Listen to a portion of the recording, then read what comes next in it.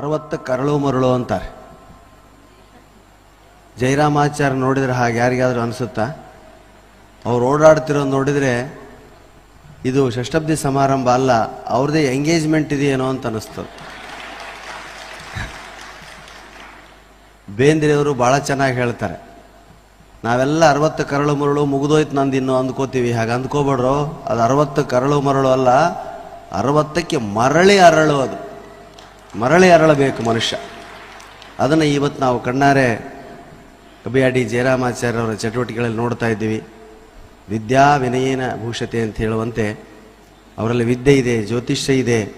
ಅದರ ಜೊತೆಗೆ ನನ್ನಂಥ ಒಬ್ಬ ಸಣ್ಣ ಕಲಾವಿದನನ್ನು ಕೂಡ ಅವರು ಫೋನ್ನಲ್ಲಿ ವ್ಯವಹರಿಸಿ ಇಲ್ಲಿಗೆ ಬರಮಾಡಿಕೊಂಡು ಉಡುಪಿಯ ಈ ಮಹಾಜನತೆಯ ಮುಂದೆ ನಮ್ಮನ್ನು ನಿಲ್ಲಿಸಿ ನಮ್ಮ ಮಾತುಗಳನ್ನು ಮಠ ಮಧ್ಯಾಹ್ನದಲ್ಲಿ ಕೇಳೋದಕ್ಕೆ ಹಚ್ಚಿದ್ದಾರೆ ಅಂದರೆ ಅದು ಅವ್ರ ಜ್ಯೋತಿಷಿಕಿರಂಥ ಶಕ್ತಿನೇ ವಿನಃ ನನ್ನ ಶಕ್ತಿ ಏನಲ್ಲ.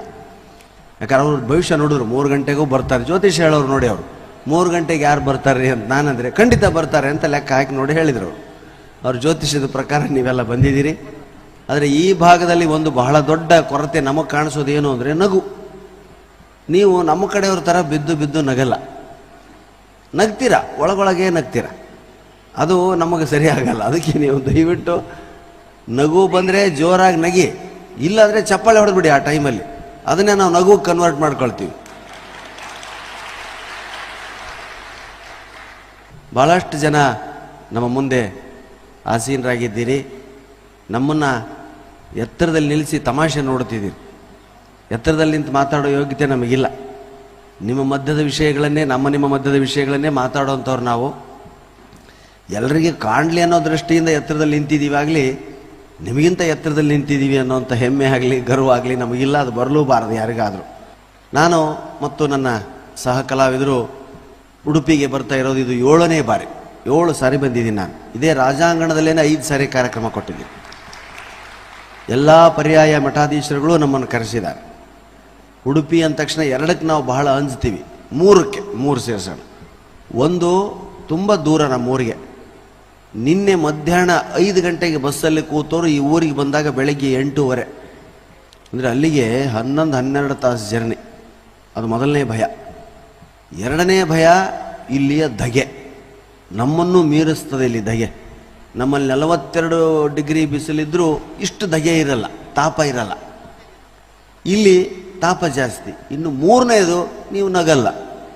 ಇದು ಅವೆರಡಕ್ಕಿಂತಲೂ ದೊಡ್ಡ ಧಗೆ ಇದು. ನೋಡಿ, ಇದು ನಗು ಲಾಸ್ಟ್ ನಿಮ್ಮದು. ನಮ್ಮಲ್ಲಿ ಇಷ್ಟು ನಗುನ ನಾವು ವೇದಿಕೆಗೆ ಬರೋ ಮುಂದೆ ನಗ್ತಾರೆ. ನಾವು ಬಂದು ಕುರ್ಚಿ ಮೇಲೆ ಕೂಡೋವರೆಗೂ ಈ ಥರ ನಗ್ತಿರ್ತಾರೆ. ಆಮೇಲೆ ಅದಕ್ಕೆ ನಮ್ಮ ಊರುಗಳ ಕಡೆ ಮೇಲ್ ಹಾಸಿರಲ್ಲ, ಓಪನ್ ಮಾಡ್ತಾರೆ. ಅಂದರೆ ಹಾರು ಹೋಗದೇ ಇರಲಿ ಅಂತ ಬೈಲ್ನಲ್ಲೇ ಕಾರ್ಯಕ್ರಮ. ಆದರೂ ಇಷ್ಟು ನಕ್ಕರೆ ನೀವು ಅಷ್ಟು ನಕ್ಕಾಗಿ ಅಂತ ನಮ್ಮ ಅಂದಾಜು. ಈ ಸೆಲ್ಫಿ ಬಂದು ನೋಡಿ, ಈಗ ಹಿಂಗೆ ಈ ಥರ ಫೋಟೋ ಪೋಸ್ ಕೊಡಬೇಕೋ ಅವ್ರನ್ನ ಅಲಕ್ಷ್ಯ ಮಾಡಬೇಕೋ ಗೊತ್ತಿಲ್ಲ. ನಿಮ್ಮನ್ನು ನೋಡಿದ್ರೆ ಅವ್ರ ಕಡೆ ಪೋಸ್ ಕೊಡೋ, ಈ ಕಡೆ ತಿರುಗಿ ಸಾರ್ ಅಂತಾರೆ, ಕೈ ಎತ್ತಿ ಸಾರ್ ಅಂತಾರೆ.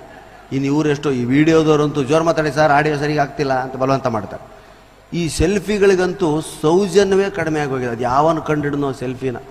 ಸೆಲ್ಫಿ, ಕುಲ್ಫಿ, ಬರ್ಫಿ, ಟಾಫಿ ಅಂತೆಲ್ಲ ಮುಂದೆ ಬರ್ಬೋದು. ಇನ್ನು ಸೆಲ್ಫಿ ಸ್ಟಿಕ್ ಅಂತ ಒಂದು ಬಂದಿದೆ, ಅದು ಟೀ ಅಂತ ಇಷ್ಟು ಉದ್ದ ಮಾಡಿ ಈಗ ತೆಗಿತಾರೆ.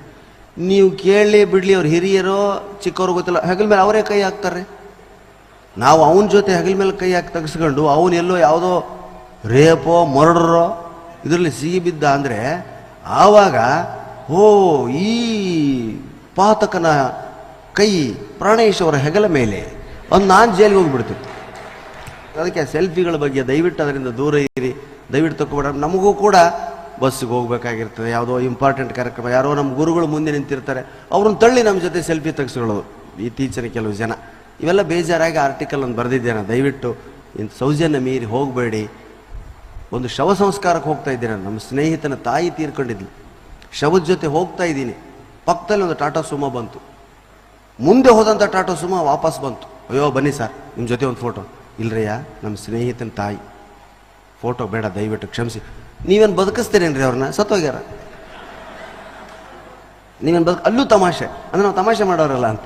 ನೀವು ಬದುಕಿಸ್ತೀರೇನ್ರಿ ಅವ್ರನ್ನ? ಬರೀ ಇಲ್ಲೇ 20 ಜನ ಸ್ನೇಹಿತರೆ, ಮೊದಲು ಗುಂಪಾಗಿ ಆಮೇಲೆ ಸಿಂಗಲ್ ಆಗಿ ಫೋಟೋ ತೆಗೆಸ್ಕೊಂಡ್ರು.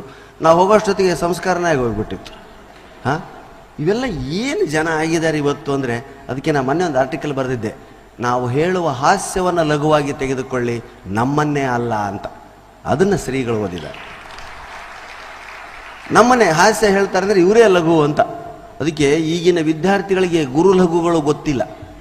ಛಂದಸ್ಸು ವ್ಯಾಕರಣದಲ್ಲಿ ಗುರು ಲಘು ಅಂತೆಲ್ಲ ಇದ್ದು, ಈಗಿನ ವಿದ್ಯಾರ್ಥಿಗಳಿಗೆ ಗುರು ಲಘುಗಳು ಗೊತ್ತೇ ಇಲ್ಲ. ಏಕೆಂದರೆ ಅವರು ಗುರುವನ್ನೇ ಲಘುವಾಗಿ ತೆಗೆದುಕೊಂಡಿದ್ದಾರೆ. ಗುರುಗಳೇ ಲಘುವಾಗಿ ತಗೊಳ್ಕೊಂಡ್ಬಿಡೋದು, ತಮ್ಗೆ ಏನು ಕಲಿಸಿದ್ರೆ ಅವ್ರು ಲಘುವಾಗಿ ಮಾತಾಡೋದು. ಇಲ್ಲಿ ಹಾಸ್ಯಕ್ಕೂ ಅಲ್ಲಿ ಹಾಸ್ಯಕ್ಕೂ ಬಹಳ ವ್ಯತ್ಯಾಸ ಇದೆ. ಯಕ್ಷಗಾನಕ್ಕೆ ನೀವು ಬಿದ್ದು ಬಿದ್ದು ನಗ್ತೀರಾ, ಅದೇ ನಾನು ಹಾಸ್ಯ ಮಾಡಿದ್ರೆ ನಗಲ್ಲ. ಇದು ಯಾಕೋ ನನಗೆ ಅರ್ಥ ಆಗ್ತಿಲ್ಲ, ಬಹುಶಃ ಭಾಷಾ ಗೊಂದಲ. ಆದರೆ ನಾನು ಯಕ್ಷಗಾನದಲ್ಲಿ ಹಾಸ್ಯವನ್ನು ಭಾಳ ಗಮನ ಇಟ್ಟು ಕೇಳ್ತೀನಿ. ಯಾಕಂದ್ರೆ ಹಾಸ್ಯ ಹುಟ್ಟಿದ್ದು ಡಿಫ್ರೆಂಟಾಗಿ ಯೋಚನೆ ಮಾಡೋದ್ರಿಂದ. ನೀವೆಲ್ಲ ಯೋಚನೆ ಮಾಡೋದ್ರ ರೀತಿಯನ್ನು ಬಿಟ್ಟು ವಕ್ರವಾಗಿ ಯೋಚನೆ ಮಾಡೋದೇ ಹಾಸ್ಯಪ್ಪ, ಹೌದಾ? ವಕ್ರವಾಗಿ ಹೇಗೆ? ನಿಮ್ಮ ಯಕ್ಷಗಾನದಲ್ಲಿ ಒಂದು ಪ್ರಸಂಗ ಬರ್ತದೆ. ಶಿವ ಭಸ್ಮಾಸುರನಿಗೆ ವರ ಕೊಟ್ಟ, ತಲೆ ಮೇಲೆ ಕೈ ಇಟ್ಟರೆಲ್ಲ ಸತ್ತೋಗ್ಲಿ ಅಂತ, ಸುಟ್ಟೋಗ್ಲಿ ಅಂತ. ಪರೀಕ್ಷೆ ಮಾಡೋದಕ್ಕೆ ಭಸ್ಮಾಸುರ ಶಿವನ ತಲೆ ಮೇಲೆ ಕೈ ಇಡೋದಕ್ಕೆ ಬಂದಂತೆ. ಓಡಿ ಓಡಿ ಓಡಿ ಓಡಿ ಶಿವ ಓಡೋದಕ್ಕೆ ಶುರು ಮಾಡ್ದ. ಜನಜಂಗುಳಿ ಮಧ್ಯೆ ಹೋಗ್ಬಿಟ್ಟ. ಇನ್ನೇನು ಯಾರದೋ ತಲೆ ಮೇಲಿಟ್ಟು ಕೈ ಪರೀಕ್ಷೆ ಮಾಡಬೇಕು ಅಂತ ಭಸ್ಮಾಸುರ ಓಡ್ತಾನೆ. ಎಲ್ಲ ತಪ್ಪು, ಜಾತ್ರೆಯಲ್ಲಿ ಎಲ್ಲ ದಿಕ್ಕಾಪಾಲ ಓಡ್ಬಿಟ್ರು. ಇನ್ನೇನೊಬ್ಬ ವ್ಯಕ್ತಿ ಸಿಕ್ಕ ಅಂತ ಅವ್ನ ತಲೆ ಮೇಲೆ ಕೈ ಇಡಬೇಕು ಅಂದ್ರೆ ಅವನು ಶಿರ್ಸಾಸನ ಹಾಕಿಬಿಟ್ನಂತೆ. ಕಾಲ್ ಮೇಲೆ ಮಾಡಿ ತಲೆ ಕಾಲು ಮಾಡ್ಬಿಟ್ಟು. ಆಶ್ಚರ್ಯ ಆಯ್ತು ಭಸ್ಮಾಸುರನಿಗೆ, ಏನಯ್ಯ ಇದು? ಹೌದು, ನೀನು ತಲೆ ಮೇಲೆ ಕೈ ಇಟ್ಟರೆ ಸಾಯ್ತು, ಇದು ಕಾಲು ಸಾಯಲ್ಲ ನಾನು. ಆಶ್ಚರ್ಯ ಆಯ್ತಂತೆ ಭಸ್ಮಾಸುರನಿಗೆ, ಏನಯ್ಯ ನಿನಗೆ ಐಡಿಯಾ ಇದು ಅಂದ್ರೆ, ಅದೇ ಇದೇ ಐಡಿಯಾ, ನಾನು ಹಾಸ್ಯಗಾರ, ಜನರನ್ನು ನಗಿಸೋನು ನಾನು ಅಂತ ಹೇಳಿದ್ನು. ಅಲ್ಲಿಂದ ಹುಟ್ಟುತ್ತಿದ್ದು ಹಾಸ್ಯಗಾರ ಪರಂಪರೆ. ನೀವೆಲ್ಲ ಯೋಚನೆ ಮಾಡೋ ದಿಕ್ಕನ್ನು ಬಿಟ್ಟು ನಾವು ಬೇರೆ ಕಡೆ ಯೋಚನೆ ಮಾಡ್ತೀವಿ. ಅದೇ ಹಾಸ್ಯ.